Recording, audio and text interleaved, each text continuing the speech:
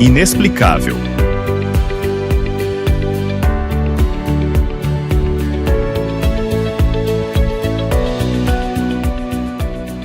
Seja muito bem-vindo, você que acessou o nosso canal. Nós estamos aqui dando os primeiros passos rumo a uma série de podcasts da série Inexplicável. Somos membros da Igreja Adventista de Mostardinha, né, como organizadores do podcast. Esperamos que esse podcast traga para você uma mensagem de paz, de salvação, tanto física quanto espiritual. É um prazer para nós estarmos aqui como a primeira equipe, inaugurando então esse projeto, que sem dúvida será um projeto aí grandioso e duradouro para levar a mensagem do Evangelho às pessoas em momentos específicos da sua vida. Esse é o nosso objetivo, alcançar momentos específicos. Então nós temos aqui para participar conosco o nosso irmão Altemir, membro da nossa igreja. Muitos já conhecem. Agora você tem a oportunidade de se apresentar, Altemir. Faça isso. Bom dia, boa tarde, boa noite. A depender de quando você está nos assistindo. Para mim é um privilégio, né, de poder contar um pouquinho da minha história, de tudo que aconteceu comigo. Também professor de escola sabatina, né?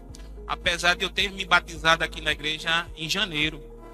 E sou uma pessoa que gosto muito de agregar valores, né? De trazer projetos, de não parar, né? Porque seguir a Cristo para mim foi a melhor coisa que aconteceu na minha vida. Amém? Ok.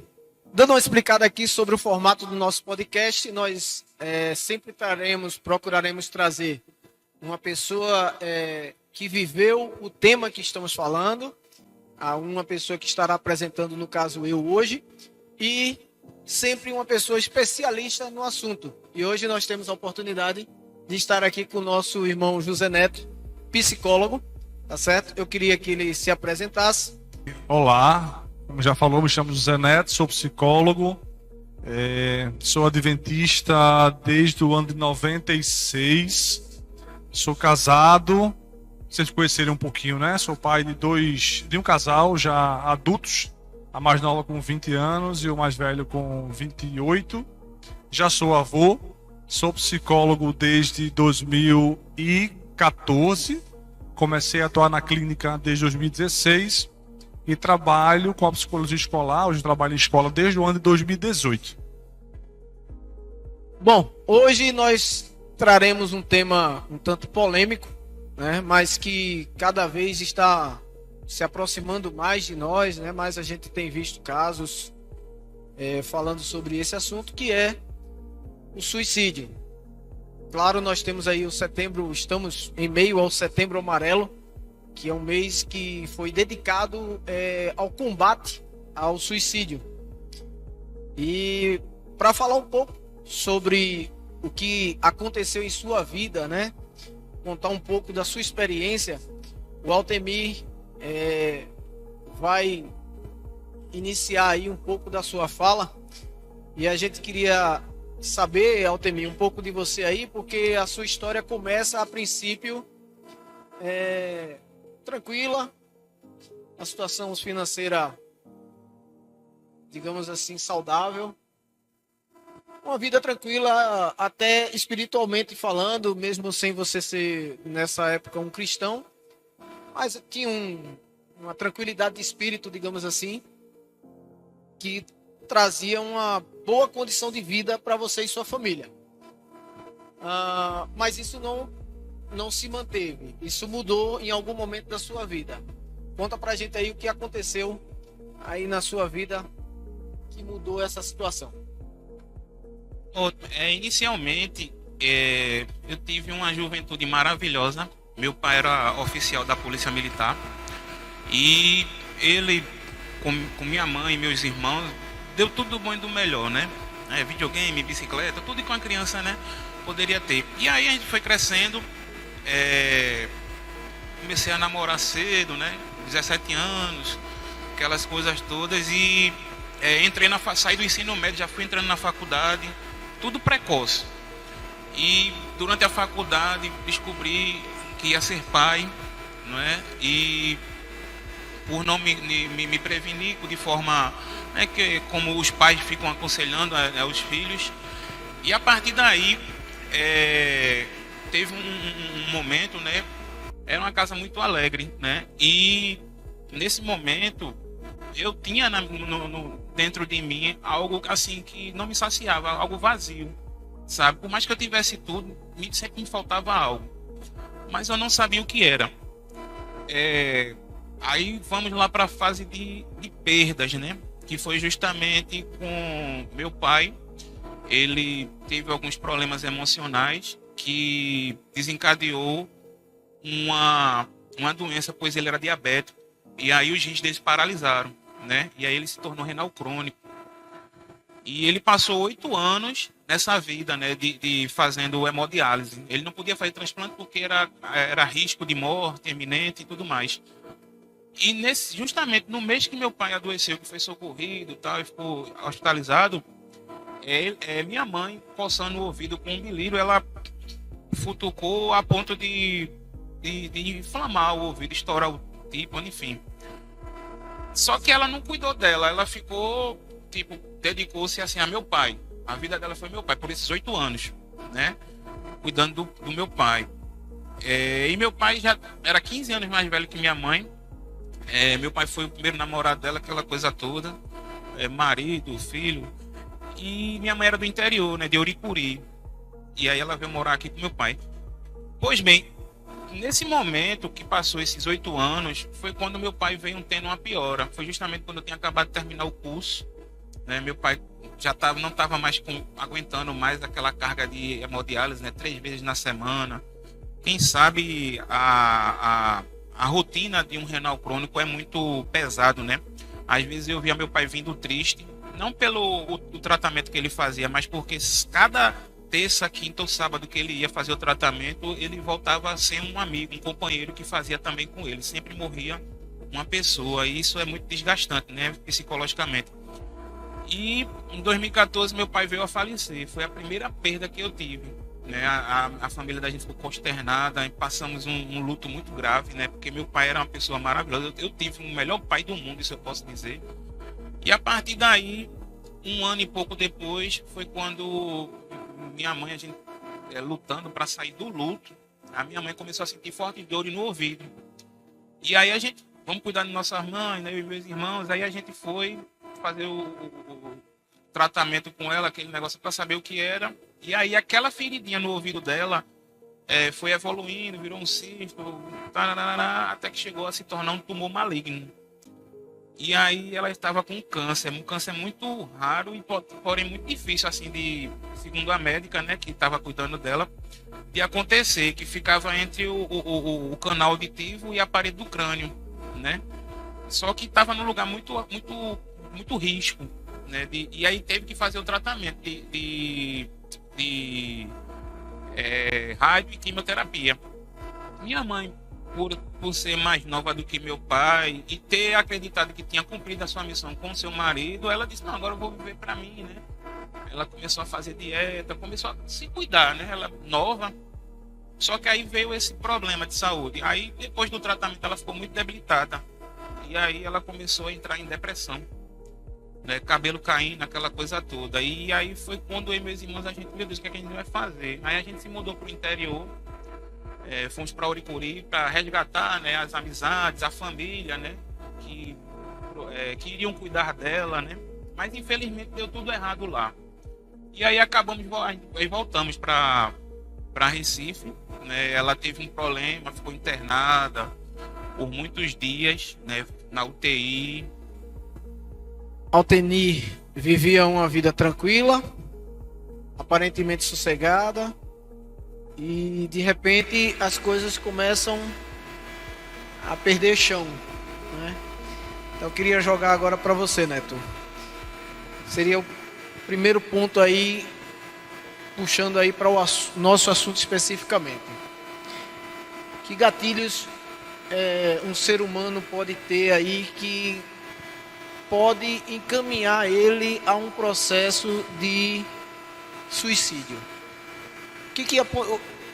Esse caso do Altenir, perdas na vida material, seria um gatilho? O que acontece para que um ser humano chegue a uma situação como essa, de suicídio? Veja, você estava me perguntando antes de começar aqui a conversar, né? Por que algumas pessoas passam por alguns problemas de uma forma mais, como é que eu posso dizer, resiliente, né? Sem se machucar, sem se ferir, e outras pessoas passam pelos mesmos problemas de uma maneira mais danosa, mais sofrida, mais pesada, né? Essa explicação ela não existe assim preto no branco. Ela vai depender de muitos fatores, né? Fatores ambientais, como eu estava te dizendo, de como a pessoa foi criada, as relações que ela tinha com seu pai, com sua mãe, com sua família, a forma como ela se vê enquanto ser humano no mundo, né? Quais os sonhos que ela tinha para a vida dela, enfim. Isso é muito subjetivo, né? Não dá para a gente dizer, foi isso que causou. Agora, tentando responder o que você perguntou, essas perdas significativas podem levar a pessoa a perder o desejo de viver? Podem, né? Eu lembro quando ele começou aqui a falar, ele disse que teve o melhor pai do mundo, né? Alguém perder o melhor pai do mundo não é fácil. E porque enquanto ele falava, a gente não estava falando sobre isso não, mas o meu pai está passando por um problema, né, de saúde. E ele falava, pai, diabetes, meu pai está com diabetes, o rim paralisou, meu pai tá com uma função baixa, né? E eu, assim, me segurando para não entrar nessa parte aqui. Falou da mãe, minha mãe está cuidando do meu pai, então eu consigo, em partes, claro, entender, né, em partes o que ele passou. Essa perda do pai, essa perda da mãe, como isso é difícil, né? E como isso às vezes tira o chão da gente. Não vou querer desviar aqui do assunto, mas a gente nasce tendo nosso pai e nossa mãe, né? E de uma forma ou de outra, eles são o nosso lastro, eles são a nossa segurança, o nosso porto seguro. A gente até inconscientemente entende que o que der na vida, a gente tem eles ali. E quando esse pai e essa mãe deixam de existir, a gente precisa, vamos dizer assim, rearrumar nossa forma de se ver o mundo, de ver o mundo e firmar novas âncoras, né? Então não é fácil, né? Lógico que ele poderia ter passado por tudo isso e não ter perdido por algum tempo, não sei, o desejo de viver. E graças a Deus que ele está aqui, né? Mas também o corpo pode reagir, pode reagir diferente, né? Então é difícil responder o porquê, né? Mas é importante dizer que toda e qualquer pessoa está sujeita a passar por algo assim. A gente estava comentando sobre isso, eu queria que tu explicasse também um pouco sobre isso. Até que ponto esse cérebro ali ele está adoecido para que você chegue a esse ponto de querer eliminar a sua vida? Veja, o suicídio, não que você tenha falado isso, mas só para deixar claro, o suicídio ele não é uma doença, né? Ele não é uma doença. A gente sempre repete isso, a pessoa que está que tenta ou que pensa em se suicidar, ela quer deixar de sofrer. Ela não quer morrer, ela quer deixar de sofrer, né? Essa pessoa pode estar doente, né? Ela pode estar com um transtorno mental não diagnosticado ou algo que surgiu de uma maneira mais súbita, ou não, né? Dependendo de quanto aquilo pese para ela, ela pode sim pensar em tirar a vida dela e não necessariamente estar com um transtorno mental, né? Os números mostram que eu acho que 30% ou 40% das pessoas que se suicidam, que tentam suicídio, elas têm algum transtorno de humor, né? Ou, no número menor, são pessoas que estão fazendo uso abusivo de drogas, né? Mas uma pessoa que está saudável, que está bem, dificilmente ela vai de um dia para o outro pensar em tirar a vida dela. Mas isso pode ir se instalando, né? Essa ideia pode ir... você já deve ter ouvido uma frase que diz assim: você não pode impedir que o passarinho pouse na sua cabeça, mas você pode impedir que ele faça um ninho. E às vezes não é falta de vontade da pessoa, às vezes a forma como ela tem funcionado ali leva a deixar que esse ninho, né, se seja construído e ela não vê outra saída para a vida dela. Eu não conheço a história de Alteni,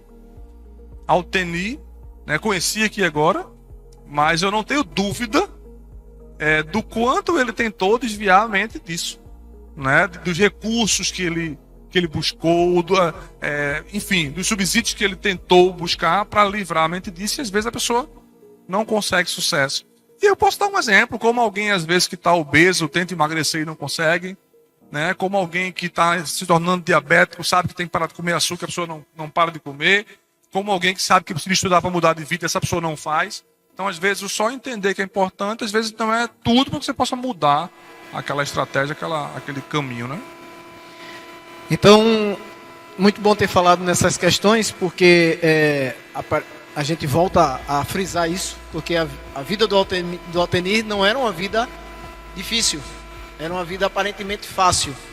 E aí começou os primeiros problemas, as primeiras perdas. Altenir, você parece que aí então começou a ter problemas aí agora com o teu matrimônio, né? Então conta aí um pouquinho pra gente das perdas que continuaram na sua vida aí. Abre um pouco pra gente esse parêntese aí. Essa obesidade, ela surgiu nesse momento das perdas, ou você já tinha essa obesidade, piorou, como é que foi? Fala um pouquinho também pra gente da questão da bebida alcoólica que entrou na tua vida, trata pra gente desse assunto aí. Certo. Aí, quando a gente estávamos aqui em Recife, eu não tinha mais não tinha mais como viver. Na verdade, eu não tinha como encarar a vida com sobriedade. Então, eu recorri à bebida. Quando eu estava morando no interior, o pessoal do interior da família da minha mãe é muito festeiro. E aí, só era bebida no interior, não tinha nada que fazer, era só bebida, comida pesada, aquelas coisas todas. E aí, voltei, em vez de emagrecer, estudar para concurso, né, voltei com problemas e obeso, né? Já estava na obesidade mórbida, né? Eu estava com 150 quilos em diante. E aí eu sempre fui cheio assim, né? Mas eu era ativo, entendeu? Só que nesse momento da minha vida foi aí que aconteceu a perda da minha mãe, que para mim eu perdi a referência da vida, a conexão que eu tinha com qualquer coisa que fosse sobrenatural.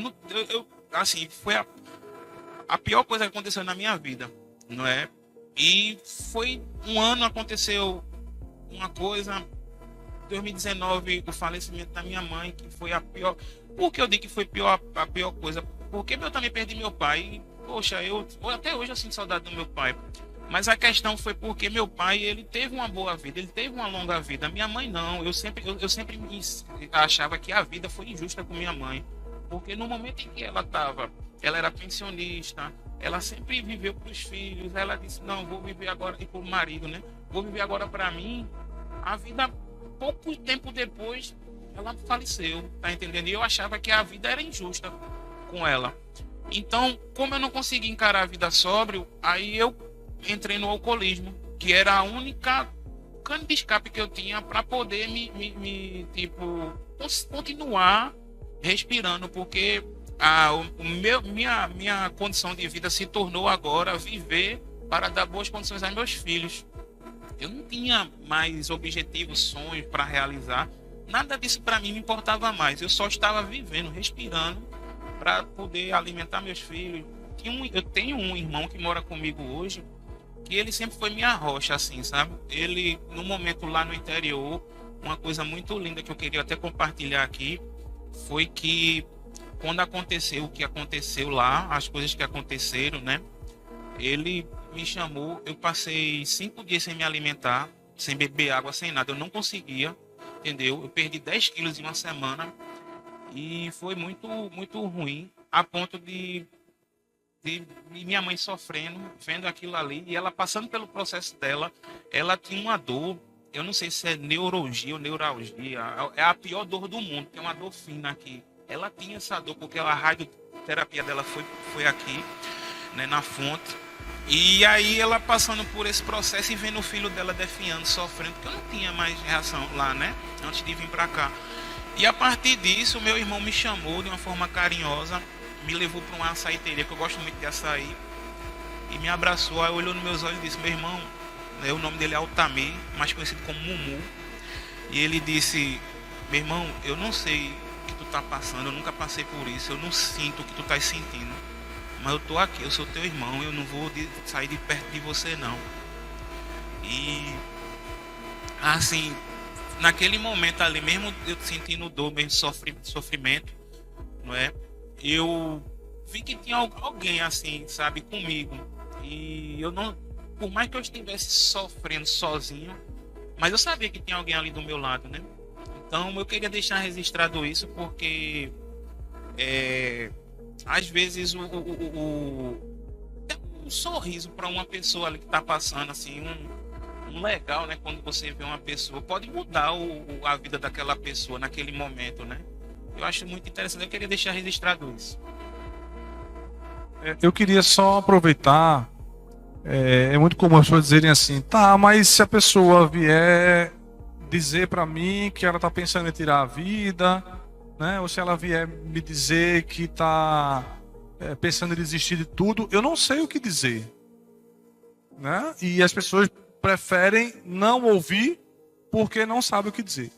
Veja como isso que Altenir, agora acho que vai ficar, Altenir falou, é importante, né? O fato de o irmão dele não deu para ele nenhuma solução, o irmão dele não trouxe nenhum plano mirabolante, o irmão dele não resolveu a vida dele, mas ele olhou para ele, pagou o açaí também, né? Mas disse assim, ó, eu não sei o que tu tá vivendo, não consigo entender a tua dor, mas eu tô aqui contigo. A pessoa acha, mas que bobagem. Não, né? Você tem alguém que se preocupa com você, que mesmo que não saiba resolver, mas ele está do teu lado. E às vezes as pessoas não têm isso. Não tem porque as pessoas se afastam, porque não sabem o que dizer, porque não sabem o que resolver, porque... Cara, só em você estar lá e escutar o que o outro tem para dizer, já é uma ajuda muito grande. Né? Só em você, às vezes, não saber o que fazer, mas orientar a pessoa a procurar um profissional, a procurar um psicólogo, a procurar um psiquiatra, a estar disposto a ir com a pessoa na clínica, no hospital, né, para que a pessoa faça a primeira consulta, a segunda consulta, né? Isso já é um apoio muito grande, porque é natural que essas pessoas, quando comecem a falar ou a mencionar que estão pensando em tirar a vida ou em cometer suicídio, as pessoas, a primeira reação que a pessoa tem é dizer assim: isso é tua besteira, não fala disso não, rapaz, tua vida é tão boa, né? Tu tem tudo na vida aí, tu tem isso, tem aquilo, tem tantas outras maneiras. Então, as pessoas querendo ajudar, achando que com essa frase vai dissuadir o outro do pensamento, não, eles colocam uma pá de areia por cima e a pessoa sabe que ali ele não pode falar, que com aquela pessoa ele não pode ser ouvido, que ele não tem um ouvido aberto ali. Então ele vai se fechar até que ele vai estar só, né? Então escute, abra o ouvido, escute sem julgamento. Você não precisa ter uma solução, não precisa ter uma saída, escute. Olhe para a pessoa, se ela perceber que você está preocupada, que você a ama, isso já é grande coisa, já é muita coisa. Agora me veio aqui essa questão de uma pessoa que está passando por uma situação dessa. É comum uma pessoa que está à beira do suicídio ou que está com esses pensamentos na mente, é comum essa pessoa procurar uma outra pessoa e dizer isso, expressar isso? E outra pergunta que eu tenho, você aproveita e responde logo as duas. Você já falou muito bem aí sobre como uma terceira pessoa que escutou isso de alguém reagir, né, para tentar ajudar essa pessoa, às vezes só escutando. Mas me diga também como que a pessoa que está agora com esses pensamentos suicidas como que essa mente reage? Porque agora a gente vai falar para uma pessoa que a gente está lá do outro lado, a gente não sabe em que momento essa pessoa está da vida dela. A gente não sabe o alcance desse material que a gente está preparando. E o que que essa pessoa, individualmente, ainda que não tenha a ajuda de uma outra pessoa, ela consiga colocar em sua mente ou mudar o raciocínio? O que é que ela pode fazer para tentar sair dessa situação? Existem alguns mitos, né, em relação ao suicídio, e um deles é esse. Não, quem vai se matar não fala. A pessoa fala, não, isso aí a pessoa quer aparecer. Né? A pessoa, sei lá, se cortou, a pessoa se automutilou, isso aí é para aparecer. A pessoa falou que... Não... Gente, pelo contrário, né, já está comprovado que as pessoas que estão planejando tirar a própria vida, elas falam, elas verbalizam, é uma forma de pedir ajuda, né? Elas fazem isso, não é uma vez só. Agora, muitas vezes as pessoas ou não têm a coragem de ajudar, ou a gente vive numa vida tão individualista, né, tão egoísta, que acaba não dando atenção ao outro, né? Ou a gente escuta e nega. Mas as pessoas deixam, elas dão um sinal. É comum uma pessoa dizer, por exemplo, eu queria dormir e não acordar mais, né?